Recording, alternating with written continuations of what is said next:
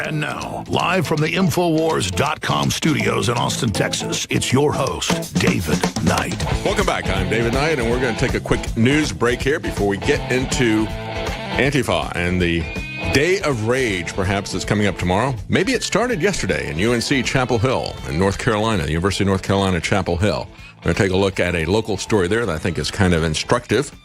But before we do, let's just take a look at some of the key news at the top of the hour here. We got Prince William warning that there are too many people in the world. That kind of sounds like the rest of the royal family, doesn't it?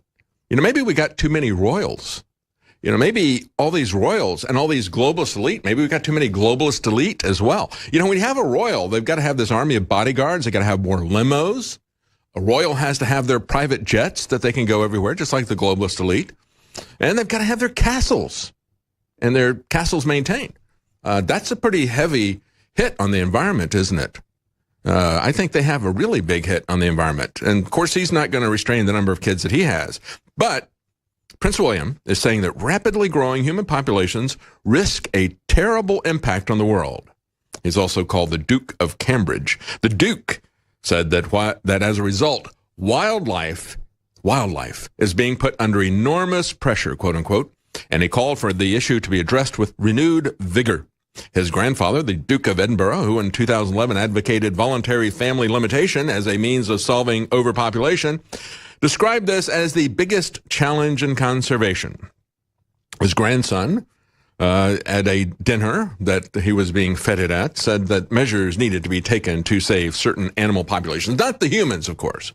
You know, save the whale, kill the baby human, especially those certain populations. We don't want them to have air conditioning. We don't want them to have anything. And, you know, if you cannot save the whale and you can't bring yourself to kill your baby, don't worry. They will do it for you. You know, yesterday we had a long conversation with the producer of the film Vaxxed that was censored out of the Tribeca Film Festival by all of those Hollywood types who just love the First Amendment. And now we have an article here from vaccineimpact.com. U.S. Vax Court sees a 400% spike in vaccine injuries, and the flu shot is winning the top honors for biggest payout. Folks, everywhere you go, you see these signs, of course, that tell you flu shots here. You know, you can get it at a hamburger stand, I think now. A little roadside hot dog shop. They're doing flu shots. You know, you want a flu shot with those fries? Places that I would never think of allowing them to stick a needle in my arm, and they're selling flu shots everywhere.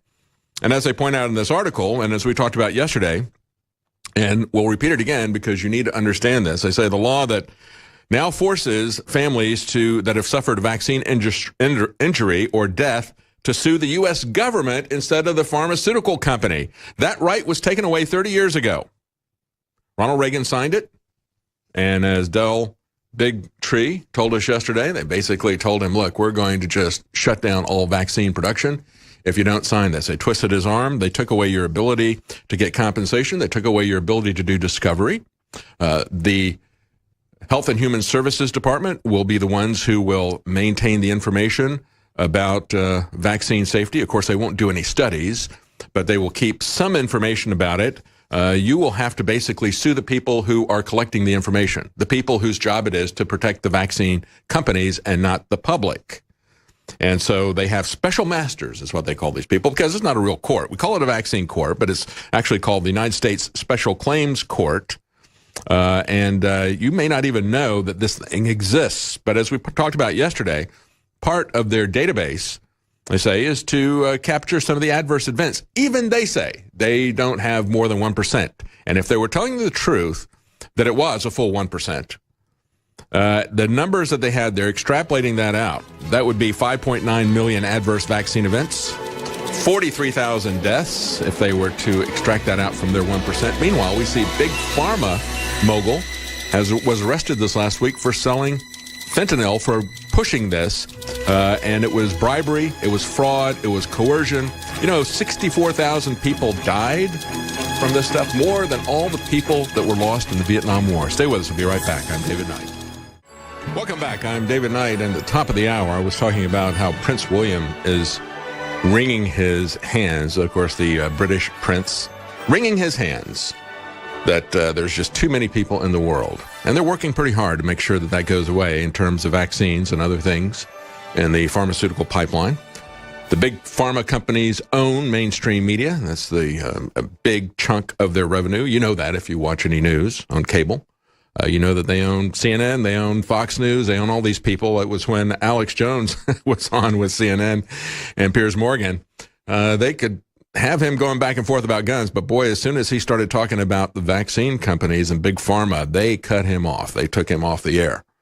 But, you know, Prince William is out there saying, we got to protect the animals. We got too many people. Get rid of the people. And, of course, if you understand, his dad, Prince Charles, had pushed the Earth Constitution, brought in all these people saying, we got to have a planetary court that is going to enact this stuff. And they bring in as advisors to their Earth Constitution plan and everything, people like John Schellenhuber, that the Pope had ghost write his encyclical on the environment. These are people who want to reduce the population in a radical way.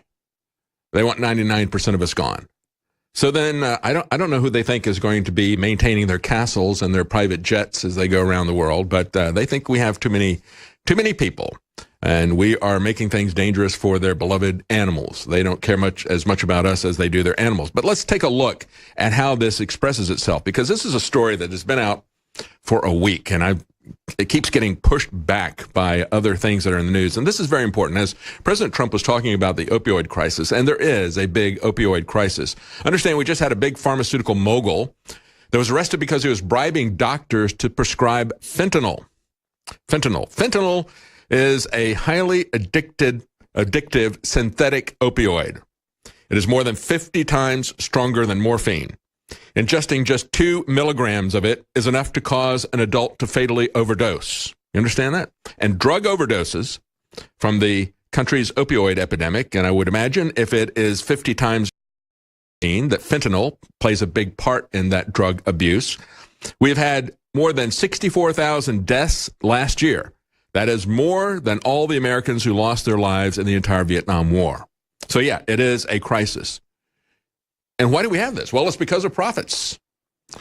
And it's because of the insane predisposition of people like Attorney General Sessions to look the other way on things like medical marijuana. They will not allow, even in states where it is legal, they will not allow the VA to give medical marijuana to veterans who are suffering from PTSD. They shut it down for people who are in pain or people who are not able to eat because of the chemotherapy that they're taking. It has some real medical uses. Nevertheless, they keep it in as a Schedule 1 drug, which, and you know that the Schedule 1, Schedule 2, Schedule 3, Schedule 4 drugs were created by the UN. Yes, the war on drugs was not a creation of Richard Nixon. It was a creation of the United Nations. They created all 4 schedules. They even put all the drugs in the schedules as they would like to have them, regardless of the reality. They've got marijuana as a Schedule 1, but meth, which you all know how dangerous and addictive meth is down on the list. It's not even a Schedule 1. So they have marijuana as more dangerous than meth. But it allows these people, big pharmaceutical companies, to sell things like opioids. The individual involved here was charged by the Department of Justice. Good for them. At least they got this one guy. John Kapoor, he's 74. And 7 other current and former executives at the pharmaceutical company, and this company is Insys Therapeutics. They charged them with racketeering, said they led a national conspiracy through bribery and fraud to coerce the illegal distribution of the company's fentanyl spray, intended for use as a painkiller by cancer patients. Meanwhile, they take things that are safe, like marijuana for medical use, and they push that away. Why? Because of profits. And there is a lot of money to be made out of that.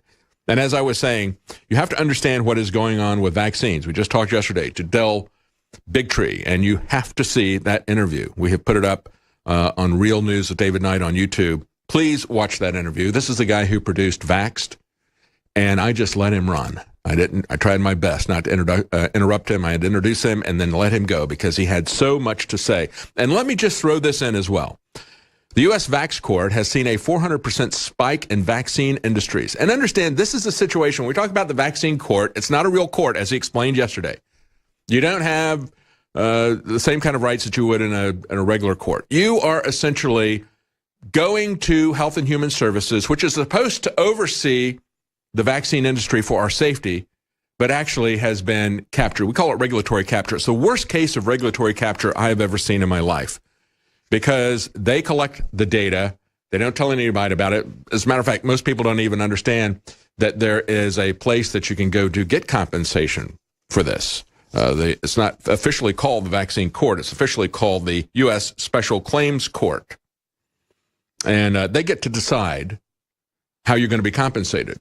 And they're not very friendly. You don't get to do any discovery, so we don't get any background information. They collect a little bit of information, but not much. They never do any studies. They never do any double-blind studies. They never look at a population group that wasn't vaccinated and compare it, the conditions that we think are associated with vaccines. They don't want to disprove that because they know that if they did the studies, they would prove it. And so they don't have a sample and say, what is autism rate in this population of kids who have not been vaccinated? And what is it with the population of kids who have been vaccinated? They don't do those kind of studies. They don't give us the risk information. And so what they've done is they have substituted high risks for autism and telling us that we have reduced the risk for measles. Well, measles was never something that was considered to be, if you are a baby boomer or older, you know that it was a common thing for people to get measles. As a matter of fact, typically when we get measles, the parents would hear that somebody got measles, like in my wife's family. Her mom would say, hey, so-and-so got measles down there. Let's get it over with. So let's send all the kids down there and hang out with them for a day so that you can all get measles all at the same time and we'll be done with it. And you are done with it because you really get immunity. You don't get immunity if you get the vaccine. It may lessen the incidence of it, but we've had several cases where patient 0 in a measles outbreak was somebody who was vaccinated multiple times. And so they say, well, you got to get vaccinated as well. But even when you go to this rigged system, even when you go to the vaccine court settlements from this non-court that is protecting the vaccine industry paid out $91 million in 2015. That was up from $23 million in 2014. That's a 400% increase. A 400% increase from 23 million to 91 million from 2014, 2015. Vaccine court settlement payments for flu shots increased the most from 4.9 million in 2014 to 61 million in 2015. So from just under 5 million to over 60 million, an increase of more than 1,000%. And that's why, folks, when you see the people who are selling vaccine injections at the local hot dog stand, don't do it. Don't do it. You don't need it. There are things that you can do that will help your health, things that you can do naturally to improve the strength of your immune system. They do not give you the information about what's in the vaccines. Typically, nobody reads the inserts. If you read the insert, you will be very surprised as to what is in these vaccines. But they don't do any studies about the health effects. And even in a rigged system like this, the Vax Court is, we see compensation going out from a 400% increase up to 1,000% increase for flu shots. Absolutely amazing. Now, I want to get back to what is happening. And we'll have to cover it in the next segment. It's interesting. Where did November 4th come from? Why did they pick this date? There's no anniversary of anything happening with a big government system. Well, it could be. Let's tie it to this. Let's tie it to the fact that Venezuela has now officially bankrupt. They say we can't pay our debts. And so we can celebrate that victory of socialism with the anti-fascists. We could make November the 4th the Venezuela proved to the world that socialism, once again, proved that socialism does not work. But when we come back, we're going to talk about something that happened in North Carolina that may have been an early start on the Antifa demonstrations tomorrow. We'll be right back. I'm David Knight. Welcome back. I'm David Knight on this Friday, November 3rd, 2017. Of course, tomorrow is November 4th. We have seen full-page ads taken out by a communist organization in the New York Times. That was very expensive. So they've got some big money behind them. It was bankers who put Lenin in a train with $10 million of gold and sealed it and sent him to start the Russian Revolution. And now we got somebody paying for ads in the New York Times for these modern-day communists. We're going to take a look at where millennials are in terms of communism, but we're also going to take a look at something that happened that was very unusual yesterday the University of Chapel Hill, UNC, North Carolina. We're going to take a look at that real quickly. Before we do, I just want to remind you, we're just talking about things that you can do to help your health other than get a flu shot. Between 2014 and 2015, 1,000% increase from the vaccine court for people who have been damaged. And this is an institution that is not very friendly to people who have been damaged by vaccines. And nevertheless, we see that exploding. Well, there are other things that you can do. Improve your immune system. You know, one of the things that you can do, as I mentioned last week, vitamin D is, if you're getting sick frequently, it may indicate that you have a vitamin D deficiency. So it can help to boost your immune system. It can also help you with the uptake of calcium if you're on calcium supplements because you have bone problems, or if you're over 50. You need to make sure that you don't have a deficiency in vitamin D as well. And many other things, whether it is mood during the winter, that's why we call it winter sun. It helps to have you assimilate food into your muscles, not just your bones. So it helps you to assimilate nutrients into your muscles. But it also improves your immune system.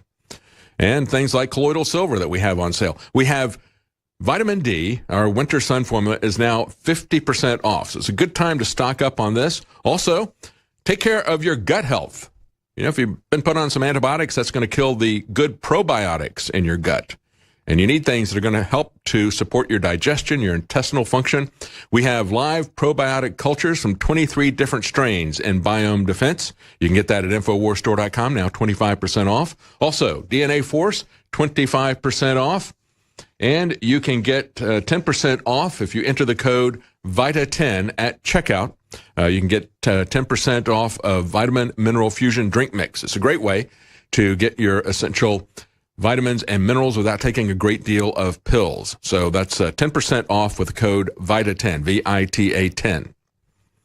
As I was just pointing out, Venezuela is going bankrupt, and we have pointed out many times the hardship that communism has caused for them. But it has caused hardship for many countries.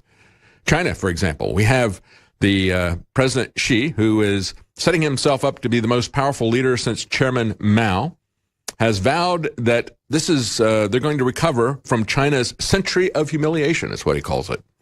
Well, they also had a century of mass murder. They had a century of starvation, and that was due to communism and to Chairman Mao. But he's looking at it as a century of humiliation from external sources. He's saying that China is approaching the center of the world stage. He's outlined a roadmap for turning the country into a leading global power by 2050. Militarily, economically, they have laid plans to lay waste to the petrodollar, to come after us economically. They are looking at the foundations of American economic and military power and how they can take it over. Xi's vision includes, for the first time in contemporary Chinese history, staking out a global leadership role. So he sees it as an external situation. But, you know, we understand that, yes, there was a lot of external oppression and interference in China, but they managed to do it to themselves under Chairman Mao. And I don't know that they have internalized that lesson, because he is still a Chinese dictator, still has a 5-year plan that he comes out with every year. That is our greatest hope, that they are going to be limited by communism. Meanwhile, in China, young people there are kind of rejecting the Communist Party, and they're rejecting the propaganda. They say Chinese people are increasingly ignoring party propaganda. They're much more interested in movie stars. And when I saw that, I thought, well, you know, here in the U.S., you can't find a difference between party propaganda and Hollywood movie stars. They're one and the same thing. But here in this country, a poll has just shown that amongst millennials, communism looks pretty good, according to them. This is a survey taken by the Victims of Communism Memorial Foundation, a D.C.-based nonprofit. Says half of the millennials say they would rather live in a socialist or communist country than in a capitalist democracy. What's more, 22% of them have a favorable view of Karl Marx, and a surprising number see Joseph Stalin and Kim Jong-un as heroes. So if you look at this, it's interesting that the same time that they're very open to these communist leaders, where Che Guevara gets about the same approval numbers as Hillary Clinton. Yeah, that sounds about right. But Bernie Sanders is way up there. The only person that beats Bernie Sanders is Ronald Reagan. Ronald Reagan, interestingly enough, still gets 60%, even though they're kind of the rest of the people on this list are pretty much authoritarians or communists or globalists. Bernie Sanders is number 2. So Reagan is 60%. Bernie Sanders is at 40%. And George W. Bush is at 39%. That's interesting. What about George Washington or Thomas Jefferson? No, they're not even on the list. I don't know that the millennials know who these people are. Most of these millennials are trying to tear down the monuments to those individuals. And, of course, they've got Mao down here at 16%. Very interesting. And that brings us to the event at UNC Chapel Hill. Yesterday, we got alerted by some friends that Carborough, which is the neighboring town to Chapel Hill, where the University of North Carolina is located, that Carborough had a bomb scare. Well, actually, it wasn't a bomb scare. They had blocked off half of the town, and they said they had a car bomb in Carborough. Process that. Anyway, what was happening with it, they'd previously had an incident at the Davy Poplar, which is a big poplar tree, very, very old poplar tree at the center of the university. And this was planted by a Revolutionary War general. And they said that if the tree ever falls down, it'll be the end of the university. That's the legend, okay? So they were trying to scout out a place where they were going to build the university, and it is the oldest university, the oldest public university in America. Harvard was a private seminary. William & Mary was a grant from the Crown and so forth, and they eventually became a public university, but they went into bankruptcy first. That's a long story. But the very first university, there's a lot of people who say, we were the first public university. They were the first ones to actually have the building. They were the first ones to actually have students. They were the first ones to actually have a graduating class. Some of the people had predated them with a charter, but they hadn't done anything. So they had the only public university that had a graduating class in the 18th century, in the 1700s. And at the center of all this is this big tree that the Civil War general, the Revolutionary War general planted. And so when you look at that, that is something that is a foundation, isn't it? And so that, like the statues that are being torn down everywhere, is just exactly the type of target that a anti-fa type of person would want to tear down, isn't it? And what they did was they set a fire at the base of the tree. And when we come back, we're going to show you what happened. We had a professor who was trying to put that out, got severely burned on his face, on his hands. His shirt was melted. We got some cell phone footage of him trying to put the fire out, and it exploded. And then they tried to find the individual who had put that down. They circled his car. They were afraid that it also had a bomb in it. We'll give you that information when we come back. It might be the beginning of the anti-fascist celebrations that they've targeted for tomorrow. Who knows? We'll tell you what the individual said who set that fire, who set that bomb. Welcome back. I'm David Knight, and we had to go to break before I could show you the video of the professor who was trying to put out the fire that was put at the base of the Davy Poplar, the symbol of the oldest public university in the nation. We used to have a generation of people who planted seeds. That's what you're doing when you're planting a tree. You're planting a seed for the next generation because you're not going to enjoy it. It's going to be the people who come after you. Now what our universities have turned into, or we've got professors who are planting the seeds of destruction. And we can see this in terms of the monuments that are being taken down. And here they tried to destroy a tree that had survived hurricanes, it had survived lightning strikes, it had been there for a very long time. It was a Revolutionary War general who had put it there at the center of what became the campus of UNC. And some individual had set a fire there, and I'll show you the video. I'll narrate it for those who are listening. You can see the professor try to burn this out, and it explodes on him. Here's that video. Pretty big fire. It's a very large tree.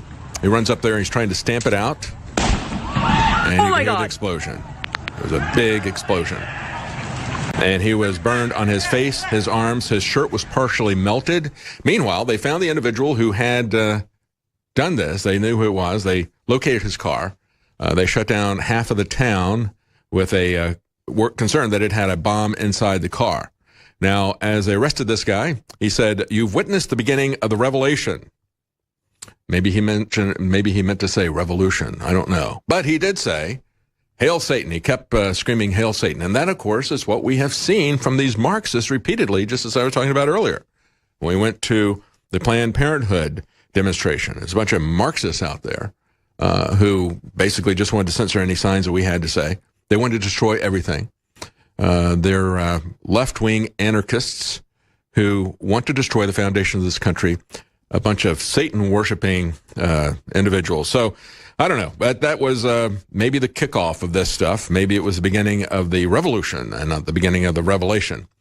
People there were kind of surprised, though. But as you look at this, the longer these people stay in school, the more radicalized they become, because now our universities have become centers for destroying our foundations of our society. Joining us now is Bonner R. Cohen. He is a senior fellow at the National Center for Public Policy Research. He concentrates on energy, natural resources, international relations. He's also a senior policy advisor with the Heartland Institute and with the Committee for a Constructive Tomorrow. I wanted to talk to him about what's going on with Scott Pruitt. I think, without a doubt, the best appointment that President Trump has made. He, of course, is the chief of the EPA, the Environmental Protection Agency, and he has a new piece of action that has caused some controversy. And I wanted to get Dr. Bonner Cohen to talk about this. He's quoted in the Daily Signal article. He has barred government-funded science advisors from serving on EPA panels. So I want him to break down this inherent conflict of interest that is being shut down by our EPA chief, Scott Pruitt, under President Trump. Thank you for joining us, Dr. Cohen. Well, thank you very much for having me. Tell us a little bit about what's going on with this. This is, as according to the article, it's aimed at preventing conflicts of interest while bolstering the independence and the integrity of the scientists who advise the government. So if they were getting research grants, they can't come on and be part of a governmental panel. Is that correct? That's exactly right. EPA has some 22 panels throughout the agency. On paper, these things probably aren't a bad idea. This allows for the expertise of people on the outside the culture of EPA, to provide some guidance, some review of the various policies being put forward by EPA. However, the swamp here in Washington being what it is, over time, cronyism set in, and these panels have, over the past 2 or 3 decades, been stacked with people who are not only providing advice on EPA policies, but they are also receiving grants from EPA. So who is going to bite the hand that feeds them, okay? Oh, yeah, are you absolutely. going to tell someone who is contributing substantially to your financial well-being that policy that the agency is proposing is ill-advised? Well, no, you're not going to do this at all.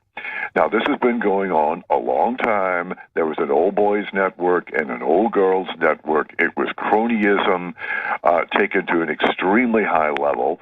And Scott Pruitt, to his everlasting credit, came to EPA, and he's cleaning up the stables, and these stables are very dirty. Mm-hmm. But what he has done, he has said you cannot serve on an EPA advisory panel if you are simultaneously taking money from EPA through grants.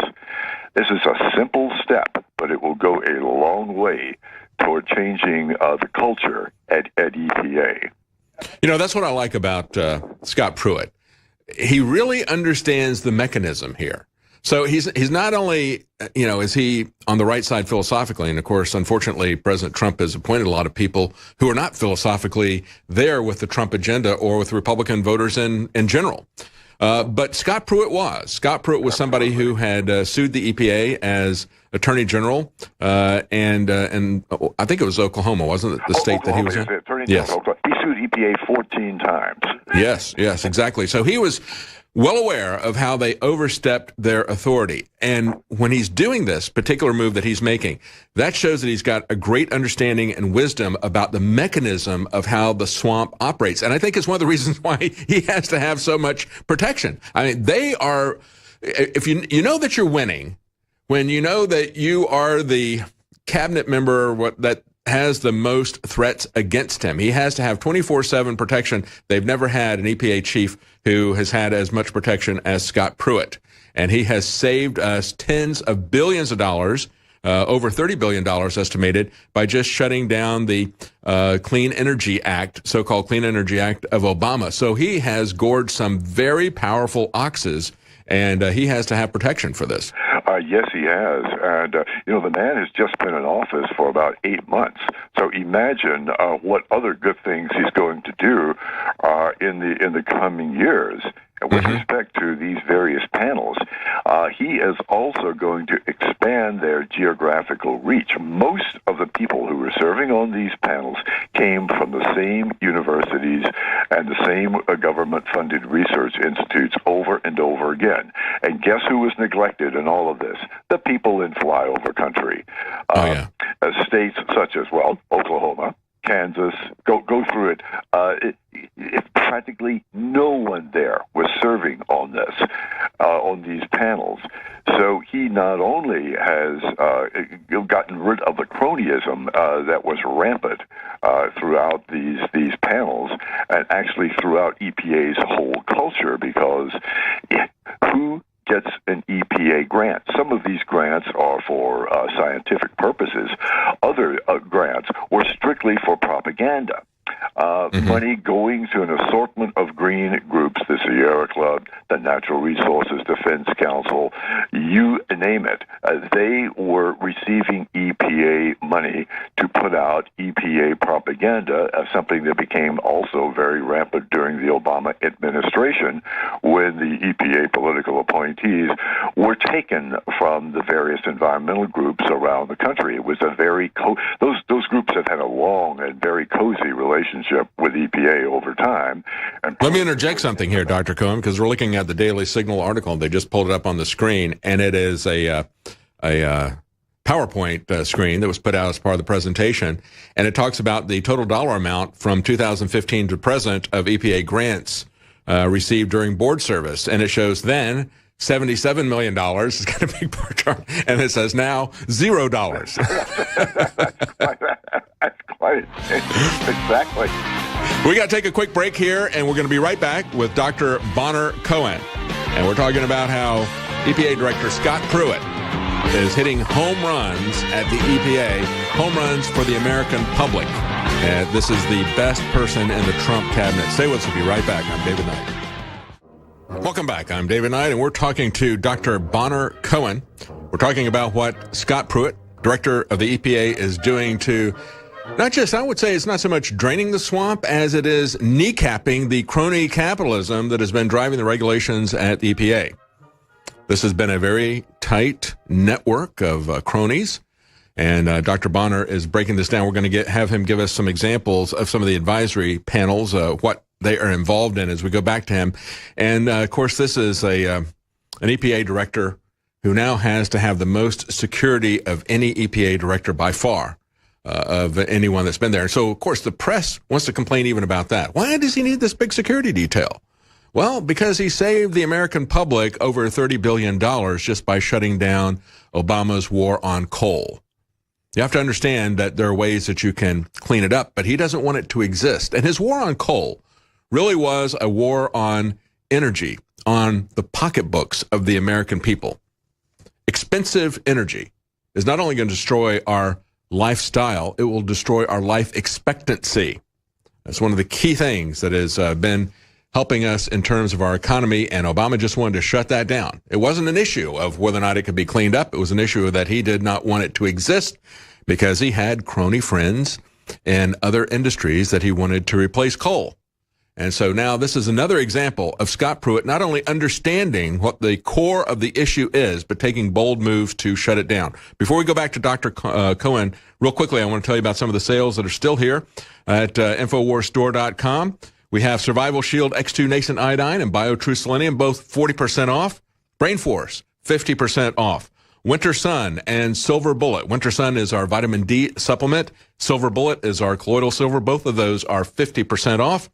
And we have Caveman at 50% off. You can find all of those at InfoWarsStore.com. Thank you for your support. We really do appreciate it. It's a great time right now to stock up on these things while they're on sale, to support your health, to support your immune system, and stay away from the flu vaccines. As I just reported earlier in the show, a 1,000% increase in compensation of people damaged with flu vaccines, even from the rigged vaccine court. That's another example of inside crony capitalism. But let's go back to the EPA and how Scott Pruitt is shutting this down. Dr. Cohen, tell us a little bit about these advisory panels, because you just talked about how it was a crony capitalist network, good old boys, good old girls who are have this revolving door. They're getting the grants, and then they're deciding what the government should do with the grants. I mean, this is obvious corruption. But tell us what some of these advisory panels are doing within the EPA. Two of the most prominent are the Science Advisory Board, the SAB, and the Clean Air Science Advisory Board. And these panels, the Science Advisory Board, reviews the quality or lack thereof of the scientific underpinnings of EPA's regulations. So if EPA decides we're going to clamp down on emissions of something from, say, a coal-fired power plant or some other facility, it has to do that on the basis of some sort of scientific research that would justify the numbers that EPA has come up with that would reflect the reductions that EPA wants. So this is actually a very important panel, and these panels should be able to look at this and see, well, is this really justified? Is this, by taking this step, are we really going to contribute to cleaner air or cleaner water? The problem on the SAB has been that practically everyone serving on that panel has been a recipient of EPA grants. The same is true with respect to the Clean Air Science Advisory Board, another extremely powerful board that reviews EPA's proposed rules and regulations with respect to air quality.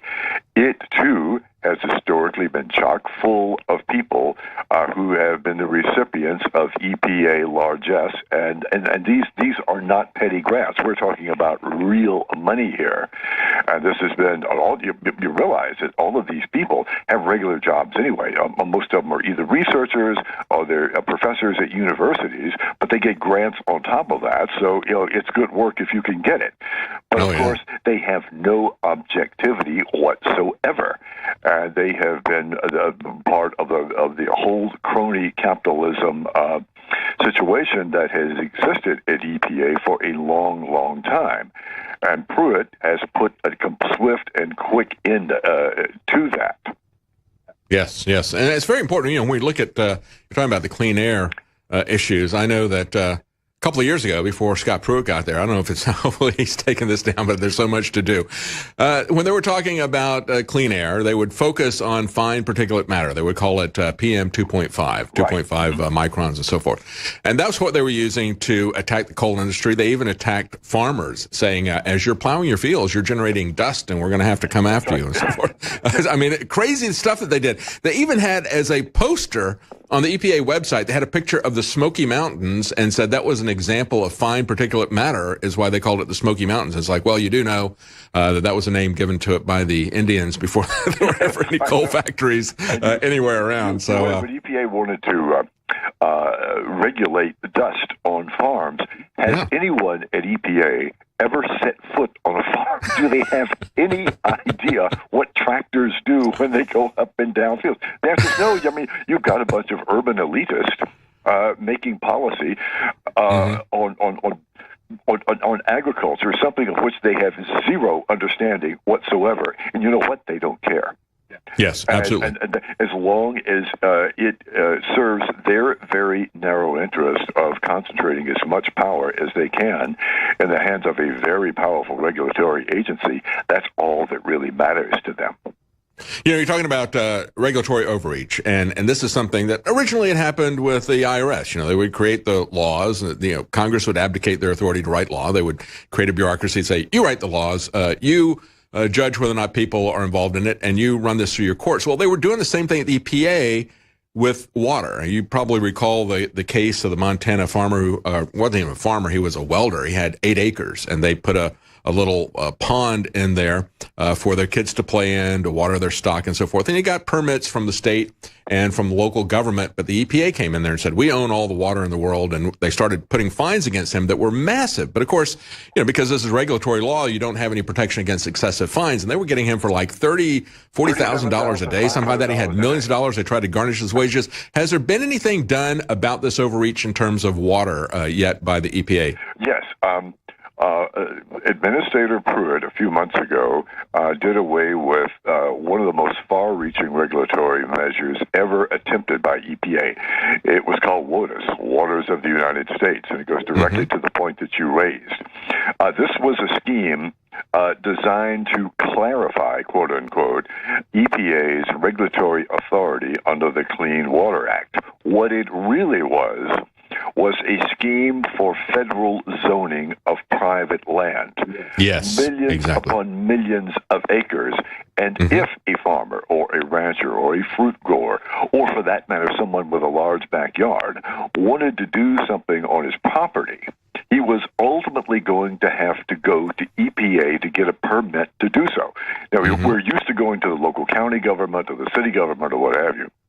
No, you were going to have to go to EPA to get a permit to do something on your property that may affect, quote-unquote, waters of the United States. The bureaucrat in Washington making that decision will have been someone who had never seen your land, never set foot on your land. And if you were denied that permit, what could you do about it? Answer, absolutely nothing. Yeah. And to his credit, Administrator Pruitt did away with that. WOTUS is gone, baby, gone. And in doing so, he did the American people an enormous favor.